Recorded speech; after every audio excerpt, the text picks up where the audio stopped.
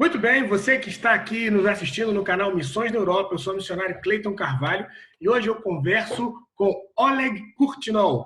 Ele está falando conosco diretamente da Ucrânia e nós vamos falar um pouco sobre missões na Europa, especialmente no leste europeu.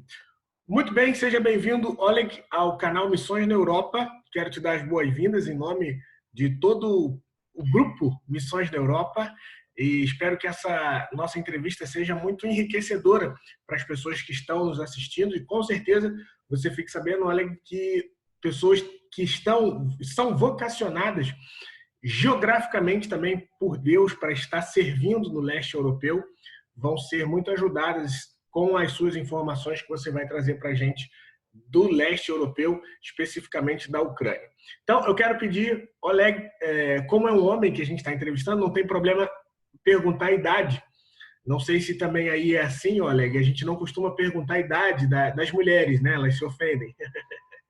Mas eu gostaria que você falasse o seu nome na sua língua, falasse a sua idade e a cidade que você está. Seu nome, sua idade e qual é a sua cidade.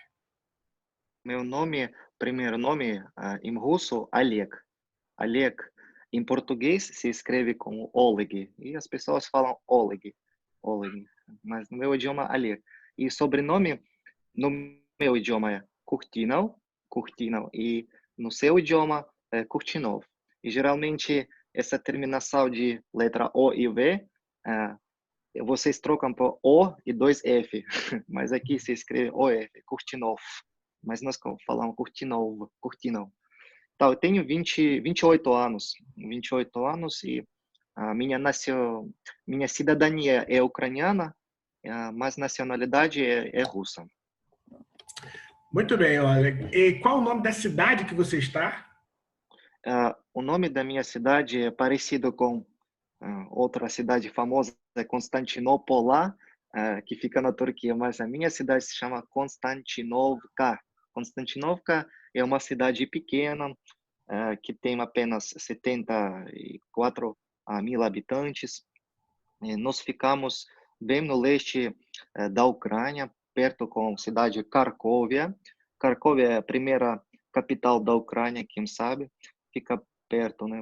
mais para o norte. E tem uma cidade bem famosa que se chama Donetsk, por causa de minas de carvão e futebol clube Shakhtar, onde jogam muitos brasileiros. Talvez pode saber que na distância de 60 quilômetros. E recentemente, uns 4 anos atrás, aconteceram os conflitos militares e por causa disso você também já ouviu algo sobre a nossa região de Donetsk Oblast. Nós falamos Donetsk Oblast, região de Donbass. Muito bem. Muito bem, Oleg. E por que você fala português, né? As pessoas que estão nos assistindo, primeiramente, devem ter essa dúvida. Mas, porque o Oleg, para você que não sabe, ele, como falou aí anteriormente, ele é de nacionalidade russa, mas de cidadania ucraniana. E fala português. Não é o seu idioma, obviamente, mas por que você resolveu aprender o português? Por que você fala português, Oleg? Foi muito interessante para mim aprender a língua portuguesa por vários motivos. Primeiro, quando eu tinha 16 anos, mais ou menos, nossa igreja começaram a visitar os missionários do Brasil, na minha cidade aqui. Eles moravam em Donetsk e como a minha cidade é interior de Donetsk, eles visitaram as cidades pequenas como nossa. E num dia, eles chegaram, um grupo de missionários, eu tenho fotos com eles até, eu guardei, e neste dia eles me presentearam uma Bíblia em português, e eu comecei a ler essa Bíblia, não sabendo as regras, mas comparando com tradução na língua russa. Por exemplo, eu escolhi capítulo 1 de livro de Atos, em russo e em português, e começava lendo, porque naquela época foi difícil comprar algo em português aqui, ninguém falava. Foi difícil até comprar algo em espanhol, porque naquela época não era tão desenvolvido, era 12 anos atrás, já passou 12 anos. E me interessei no idioma e especificamente Brasil, porque eles falaram sobre o Brasil. Eles falaram como funcionam lá as coisas. Depois apareceu a internet, apareceram os sites onde você poderia aprender o idioma. Live Mocha, hoje em dia ele é bem diferente, mas naquela época o Live Mocha foi um site seguinte, você poderia fazer curso gratuito na internet, escrevendo os exercícios, e os nativos, eles corrigiam os seus textos, e depois você poderia fazer um bate-papo com ele, convidar para uma conversa. E assim eu conheci outros brasileiros, eles me adicionaram no Skype, comecei a falar com eles, e assim sozinho eu aprendi, sem professor. Muito bem, Oleg. Eu gostaria então de a gente começar a nossa conversa propriamente dita sobre missões no leste europeu, já dizendo para você o seguinte: eu sou do Rio de Janeiro, né? Hoje estou também na Europa, mas eu sou natural do Rio de Janeiro. E no Rio de Janeiro, a denominação em que eu fazia parte, ela durante muitos anos orou especificamente pelo leste europeu, pela obra de Deus, pelo avanço da obra de Deus no leste europeu. Então você, com certeza, também é fruto dessas orações, e para esses irmãos que com certeza vão assistir esse nosso vídeo, também é uma resposta de Deus, né? De ver um servo de Deus no leste europeu. Por que que eu quero falar sobre isso? Eu quero falar porque o leste europeu, a gente sabe que vivia dentro a União Soviética, o comunismo, né? E não se podia pregar o evangelho. Então era um país fechado. Hoje a gente tem muitos livros do irmão André, não sei se você conhece, que é da Missão Portas Abertas. Se não conhece, deve conhecer rápido. Ele tem um livro mais famoso dele, chama-se O Contrabandista de Deus. Não sei se você entende o que é o contrabando. Tráfico. Claro, entendo. Nós temos essa palavra também. Também é. Mas ele chama o Contrabandista de Deus porque ele levava Bíblias para a União Soviética, o que era extremamente proibido. Mas ele teve esse chamado de Deus e fazia isso. Então, eu quero que você conte um pouco para quem está nos assistindo, Oleg, como é que foi a sua conversão, se você já nasceu num lar cristão, e como foi todo esse processo. Eu gostaria que você falasse um pouco da história do seu país e como foi a entrada do evangelho. E depois também queria que você falasse sobre esses missionários. Aliás, isso eu já queria que você respondesse. Esses missionários brasileiros, eles falavam a sua língua, o seu idioma? Um falava, os outros quatro não. Mas Falavam um inglês? falava, Não. ele falava russo. Falava russo assim, com muito sotaque, mas ele já teve experiência em torno de 13 anos morando na Ucrânia naquele momento. Ele falava. Certo. E E vocês eu aí lembro. falam russo? A sua língua Eu, oficial qual é? a nossa língua oficial é ucraniana hoje em dia. Todos os documentos estão escritos em ucraniano, mas as pessoas entendem russo também. E na minha região, porque Ucrânia ocidental e oriental, leste e oeste, as partes bem diferentes. E existe um rio de Dnieper, o rio Dnieper, que divide a Ucrânia nos dois pedaços. E no oeste fala mais ucraniano, aqui, oeste, fala mais russo, porque a influência da Rússia fica mais do que da Europa, né? Certo. E história, Eu estou mostrando aqui no mapa. Você está vendo aí o dá mapa? para sim, dá para ver. Este rio, sim, grande, se chama Dnieper. Ele divide a Ucrânia em duas partes. Muito bem. Uhum. Lá em cima a gente dá para ver Kiev, Sim, Kiev fica na beira do rio. na beira do rio, né? Pronto. Sim. Então, muito bem, Oleg. Vamos lá. Vamos falar um pouco então da história da passagem do comunismo para a abertura da entrada do evangelho e como é que você se converteu, a sua família. Ah, Fique à vontade para falar. sim. Sabe, na Ucrânia, nesse território da Ucrânia, o evangelho chegou bem cedo. Tem algumas lendas sobre apóstolo André, que chegou até Kiev, naquela época, irmão do Pedro.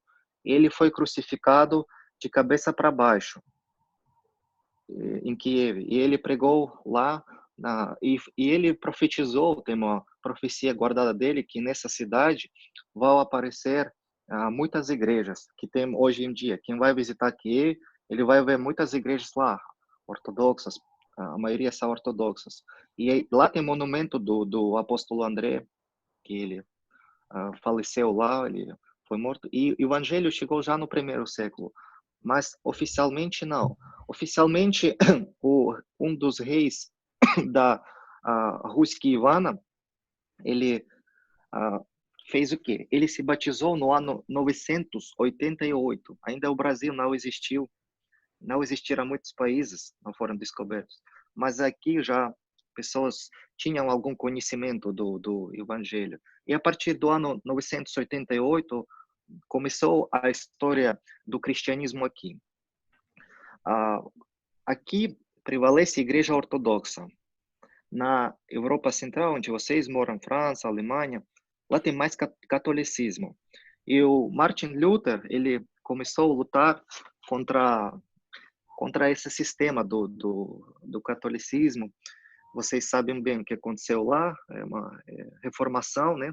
Mas aqui não aconteceu nada entre os protestantes e ortodoxos, porque os ortodoxos não tinham essas doutrinas falsas contra o que estava lutando o Martin Luther.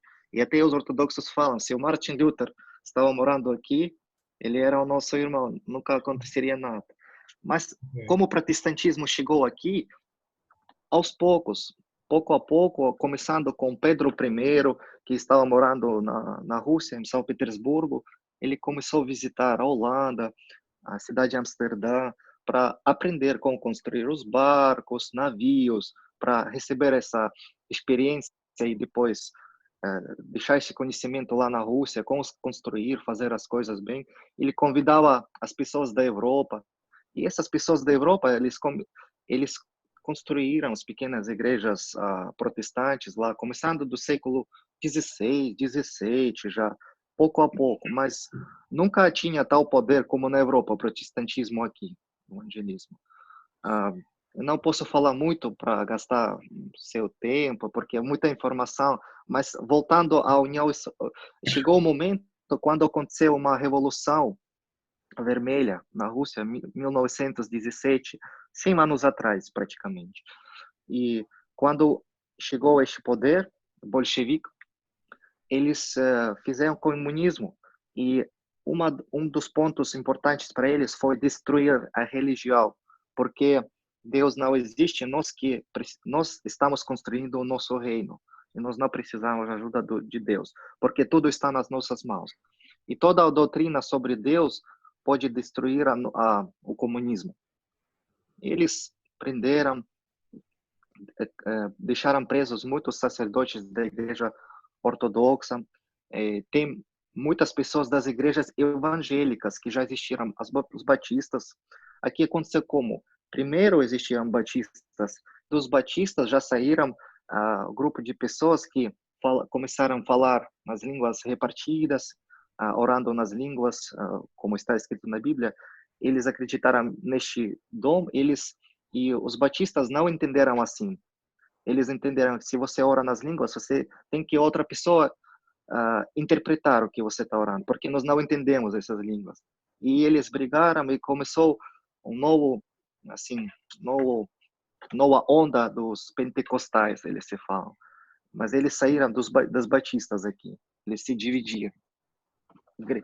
Mas isso, a igreja dos Estados Unidos ajudava enviando as Bíblias, ainda na época do comunismo. E se alguém poderia achar uma Bíblia na sua casa, na época da União Soviética, você poderia ser preso.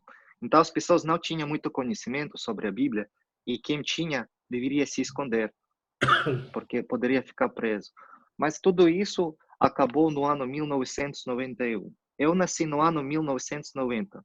Daqui depois de eu nascer, passou 6 meses e a União Soviética acabou de existir. Eu ainda nasci na União Soviética, mas quando acabou de existir, os países se dividiram, as 15 repúblicas, Ucrânia, Bielorrússia, Rússia, Estônia, Letônia, Lituânia, Moldávia, Azerbaijão, Armênia, etc. Se dividiu. E o território onde eu moro ele pertenceu à Ucrânia. Então, por isso eu falo que nacionalidade minha é russa, porque o meu sobrenome é russo, mas a cidadania é ucraniana. Muito bem. Então, aqui na Ucrânia é interessante que nós falamos dois idiomas por causa dessa influência. Ultimamente começaram a desenvolver a importância da língua ucraniana, mas antigamente todo mundo falava russo aqui. Não sabiam. Se chamava ucranianos, você ucraniano, você fala ucraniano? Não, eu falo russo. É uma loucura, mas é verdadeira loucura. Entendi. Legal, Oleg. Agora, o que acontece?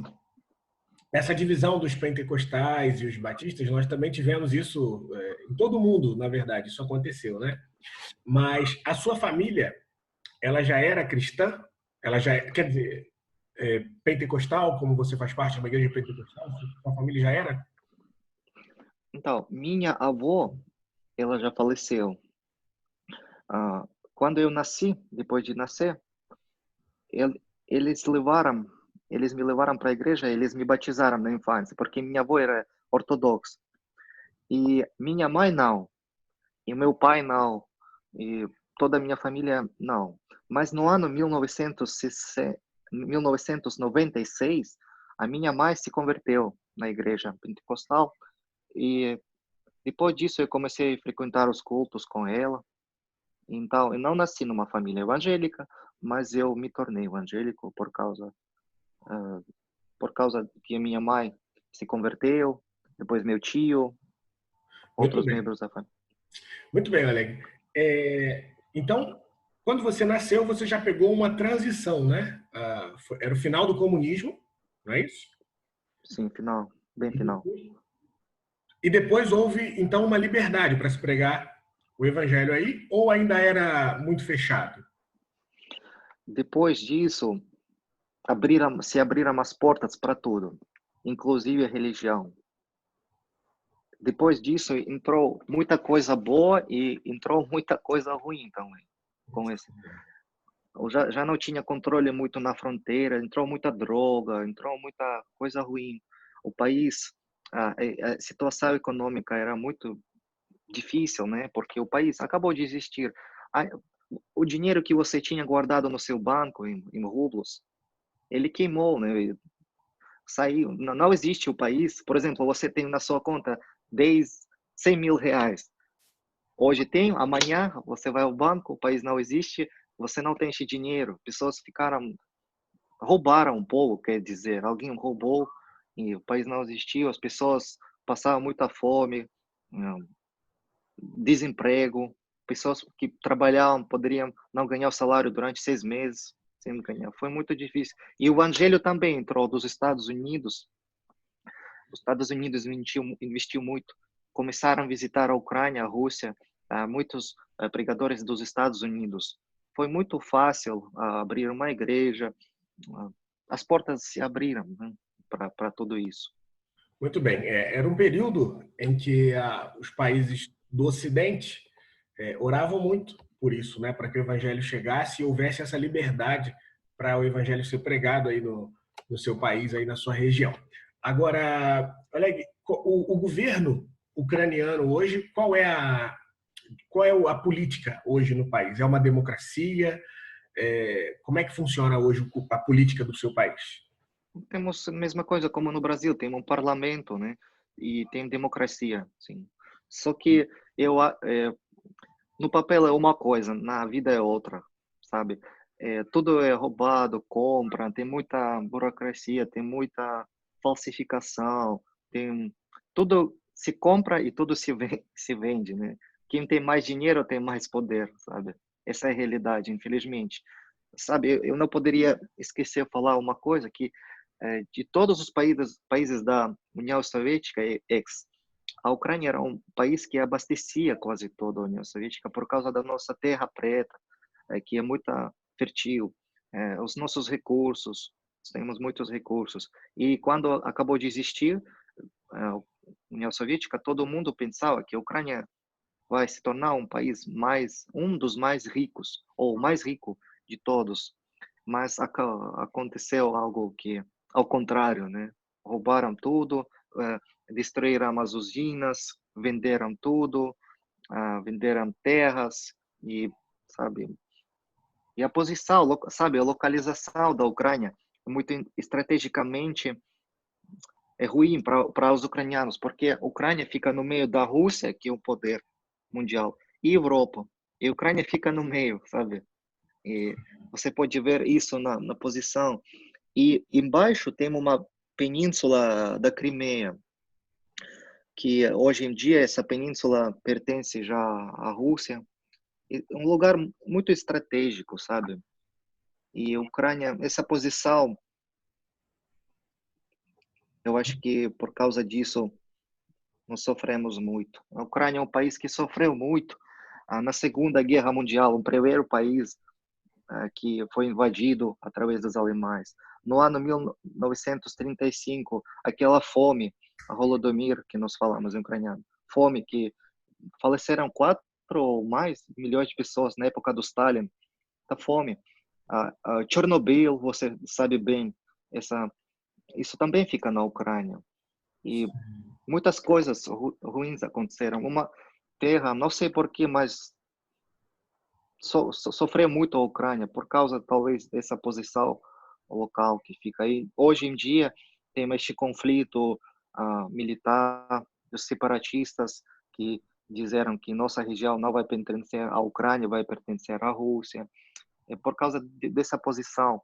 E parece que a Ucrânia é como um buffer, um território buffer entre a Europa e Rússia. Certo.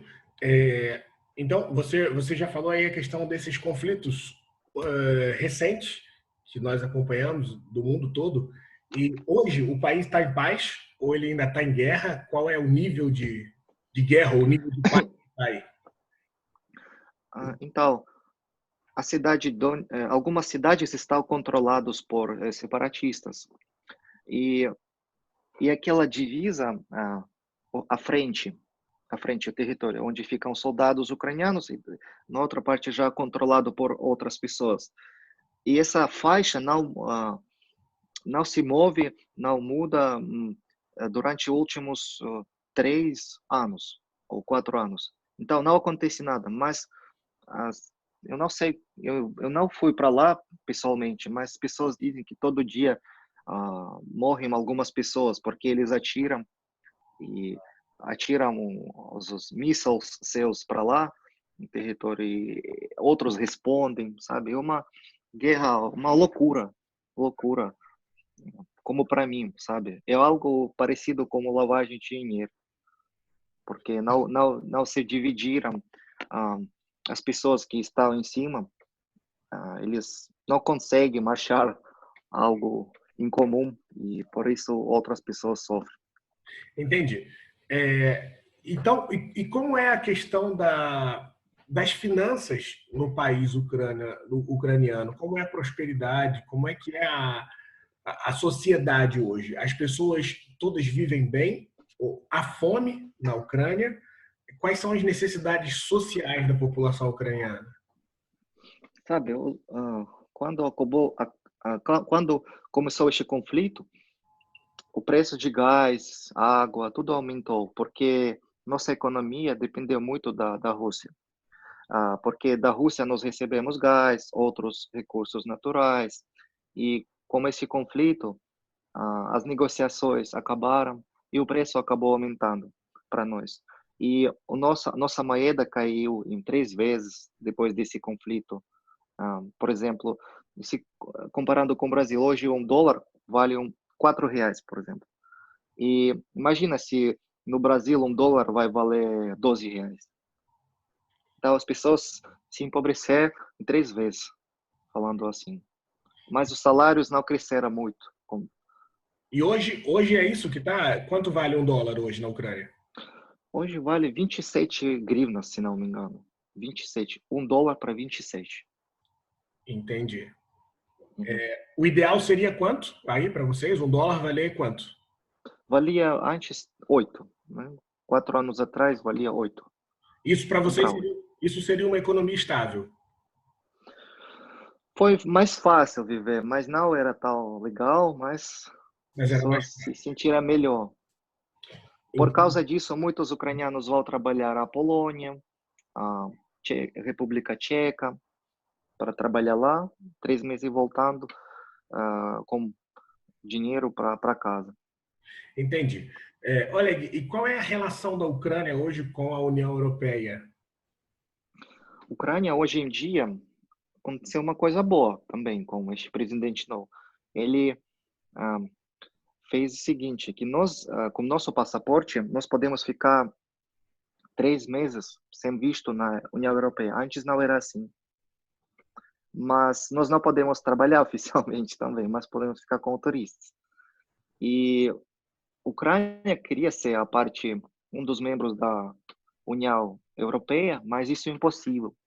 E eles falaram que nos próximos 20 anos isso é impossível, porque na Ucrânia falta muita coisa para entrar lá, porque tem suas regras. Mas a Ucrânia escolheu essa direção para a Europa. Antes foi a direção para a Rússia, ser mais perto da Rússia, fazer nossa economia foi baseada com a Rússia. Nossas usinas fizeram, por exemplo, muitas coisas que poderiam vender só para a Rússia, qualidade só serviu para a Rússia e a qualidade dos produtos não serviu para a Europa, porque lá exige mais. E todo o carvão, todos os recursos que nós temos foi enviado e vendido para a Rússia. Isso já é aspecto político, sabe? Mas para você entender melhor. Isso é muito importante, Alec, para as pessoas que nos assistem, porque o missionário, a nossa intenção é justamente falar para missionários, para vocacionados. Ele precisa conhecer a cultura do país e a realidade, a história. Então, é por isso que a gente está falando aqui muito sobre história, sobre cultura, não falando sobre o evangelho propriamente dito. Mas, na verdade, o evangelho também é isso. Quando a gente lê as cartas de Paulo, quando a gente lê Atos dos Apóstolos, para começar, a gente vê Paulo chegando nas cidades, chegando em outros países e interagindo muito com a cultura do país. Então, é importante você conhecer para que você chegue e saiba o que fazer, né? Porque o missionário ele não pode cair de paraquedas. Antigamente até teria que ser assim, já foi esse tempo, né? Mas a gente precisa conhecer muito desses aspectos que você está falando. Agora, já falando do evangelho propriamente dito, qual é a maior necessidade hoje que a Ucrânia ela tem? Se você fosse falar para os missionários que estão no Brasil, o que um missionário brasileiro, como um missionário brasileiro seria útil na Ucrânia hoje? Qual é a realidade do evangelho? Existem muitas igrejas, existem muitos crentes, ou ateísmo entre os jovens da sua idade, como é que é? Existem mais igrejas ortodoxas, como eu já disse antes, mas também tem muitas igrejas protestantes, batistas, pentecostais, tem testemunho de Jeová também e adventistas, as mais famosas. Só que o que eu acho que os missionários que poderiam visitar a Ucrânia, por exemplo, mais dar o seu caminho para as pessoas, uma ajuda, um apoio assim, porque os ucranianos, eles valorizam isso, quando alguém pode prestar atenção, escutar os problemas deles, ficar ao lado com eles. O povo ucraniano é muito aberto, sabe? Nós talvez não sorrimos tanto como os brasileiros, mas dentro das almas dos ucranianos, as pessoas que...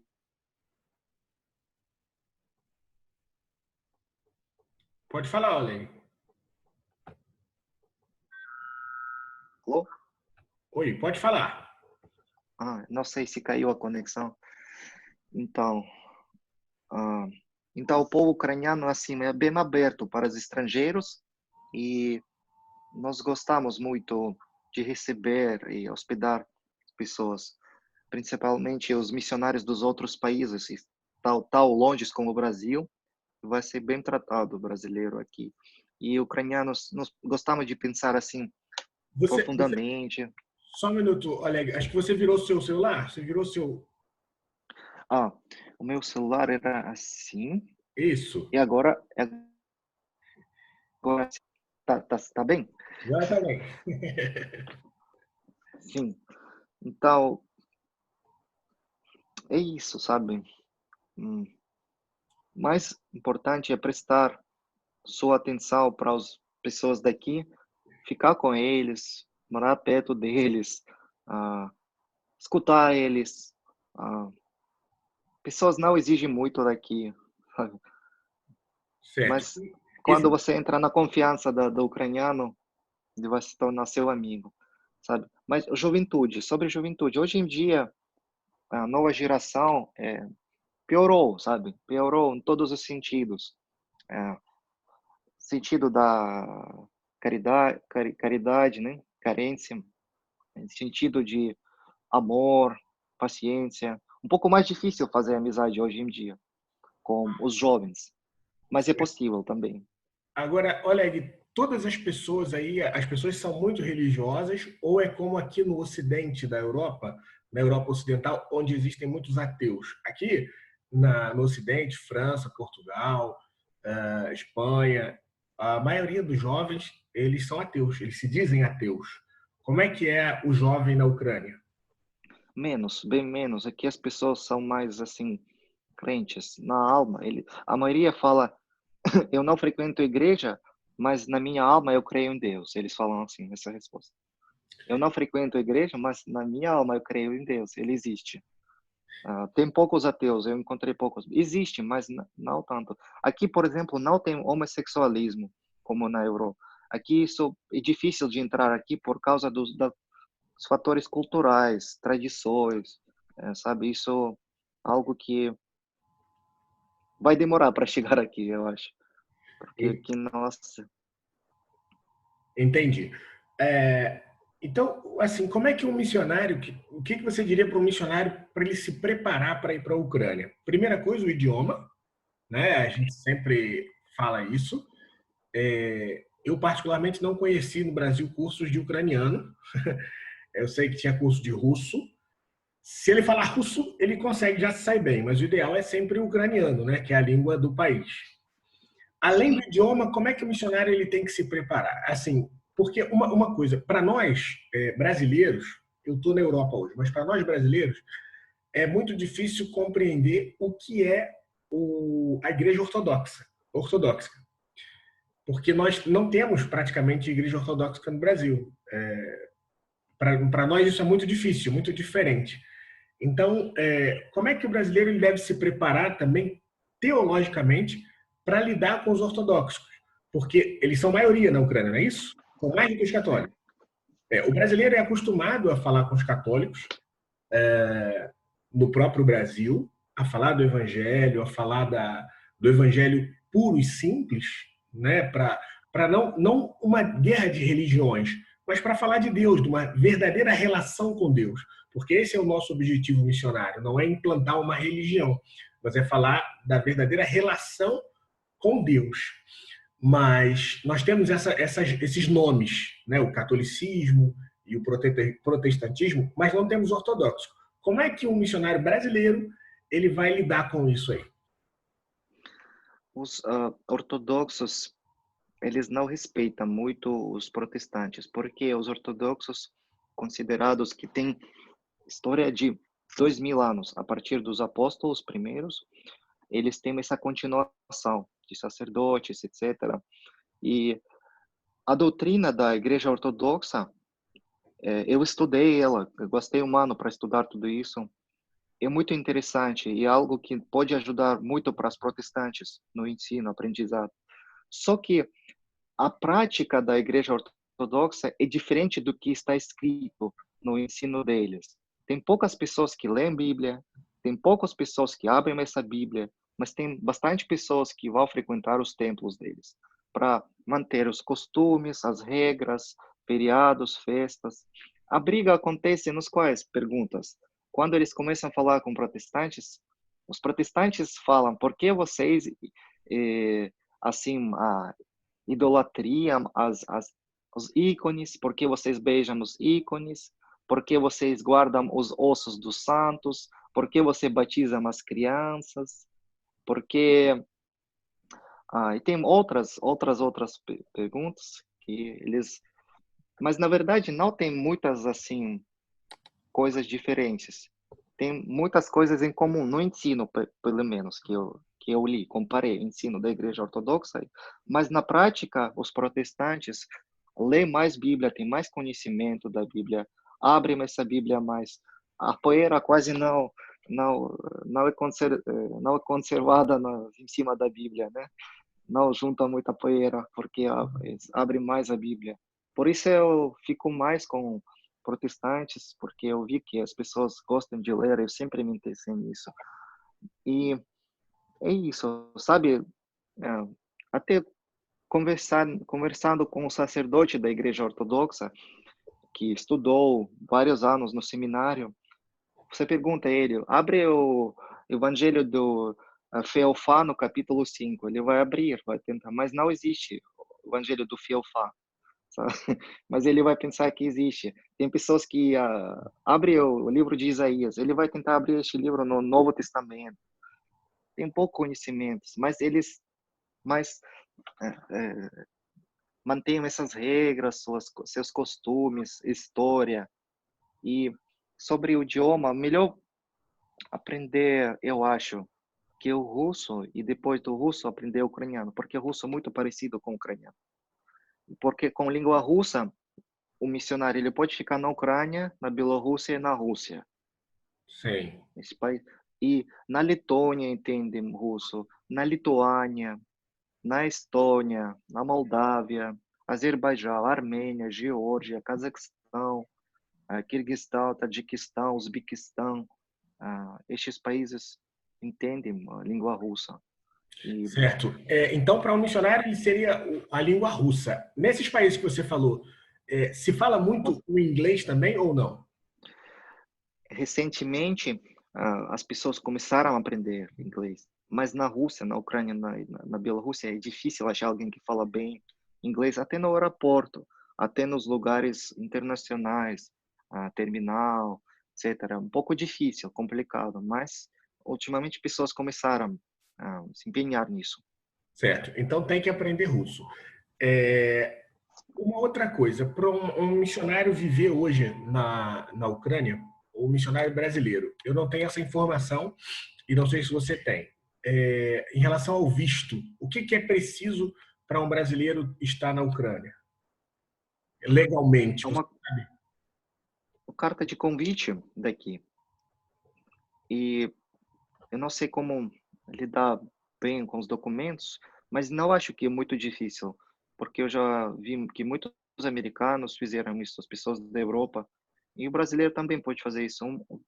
Um convite fazer para ele, no nome dele, que ele vai ser missionário ou alguma posição, como pregador, pastor da igreja, posição dele. E não é tão difícil.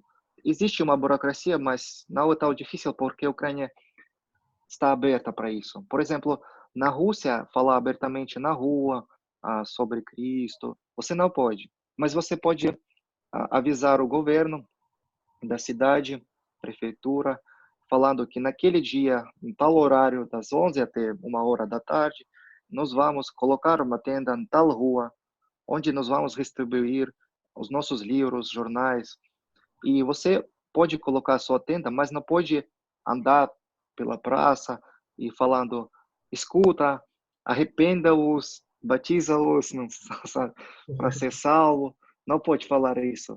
Mas se as pessoas vão interessadas, eles vão até essa tenda e perguntar sobre isso. Assim pode. Mas na Ucrânia, aberto. Você pode cantar nas ruas sobre o Evangelho, colocar tendas, assim, falar abertamente sobre isso aqui, ainda pode fazer isso. E Bielorrússia é o país com que nós temos divisa no norte, país um pouco menor, que tem 10 milhões de habitantes. A Ucrânia tem 40 milhões, 40 e pouco milhões de habitantes. E o território da Ucrânia é um dos maiores da Europa. Um dos países grande relativamente, o território e população. E aqui tem muita liberdade no sentido disso. E o governo atual, ele não proíbe nada. Certo. E qual é a necessidade financeira hoje de uma família? Não sei se você sabe dizer, perdão. Quanto uma pessoa precisaria, um missionário precisaria para viver na Ucrânia hoje, para ele viver dignamente, bem? Sabe, a comida, alugar uma casa, um prédio, nas cidades pequenas onde eu moro, é muito barato, comparando com todos os países da Europa e Brasil, inclusive. Custo de vida é bem baixo. Eu, comparado com euro europeu, eu acho que uma família vai viver bem com 400, 500 euros por mês. Vai ter uma vida boa aqui. Com, Não é tão, muito.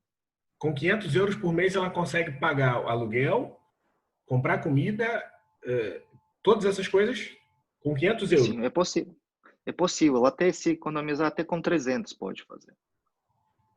300, 500. Não vai, não vai sofrer. Não vai sofrer e não vai ter falta em nada. Muito Mas bem. nas cidades como Kiev é melhor com 500, eu acho, porque tem, as coisas custam mais, aluguel, inclusive. Mas cidades pequenas, como é a minha, não é tão caro. Eu até posso, depois, se alguém escrever uma mensagem para mim, pesquisar todas as informações, calcular os gastos e falar essa informação. Claro, Ah, isso será muito bom, porque depois a gente pode colocar isso na descrição do vídeo, ou um link, né, para as pessoas terem acesso a essas informações, além. Olha, eu quero te agradecer. Foi, uma coisa que viu que tem muitos pontos positivos comparando com a Rússia e Bielorrússia, que a Ucrânia tem muita liberdade, o custo de vida é menor e o idioma também pode aprender russo aqui. E depois disso, pode.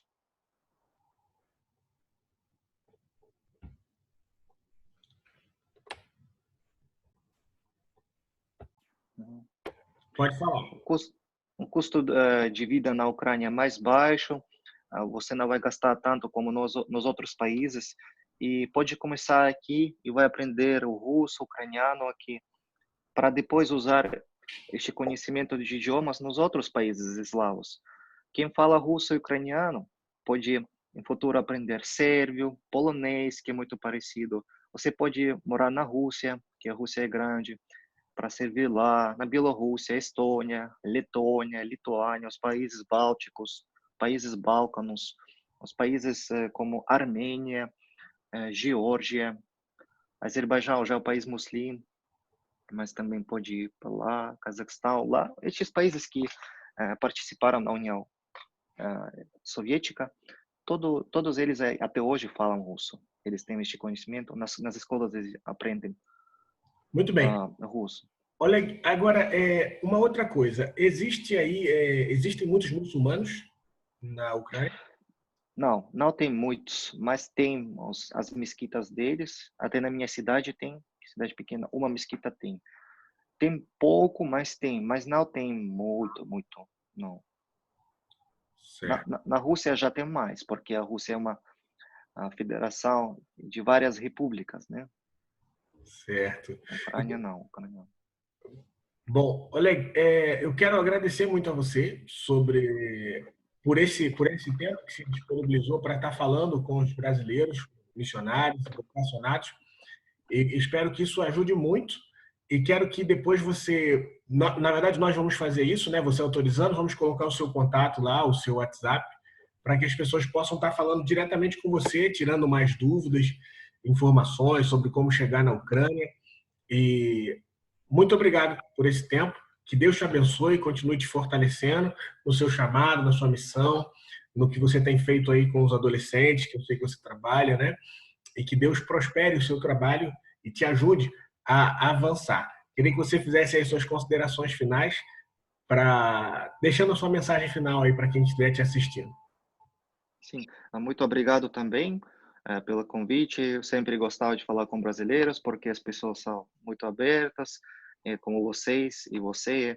E eu queria falar que quem quiser aprender russo, ucraniano, outros idiomas, eu posso ajudar nisso. Eu dou aulas também por Skype. Para quem quer saber, obter mais informação sobre a Ucrânia, pode escrever para mim. Eu sempre estou disponível. Eu vou responder para cada um. nesse sentido. E já tenho experiência em ajudar os brasileiros que já visitaram algumas famílias aqui, os missionários que queriam ajudar para os ucranianos. E eu posso ajudar falando tudo sobre a Ucrânia, a Rússia, porque eu sou daqui, eu sei como as coisas funcionam, como vocês sabem como funcionam as coisas no Brasil. Então, eu posso ajudar nisso para cada um que tiver interesse. E Deus abençoe e ilumine vocês também. Obrigado. Muito bem, Oleg.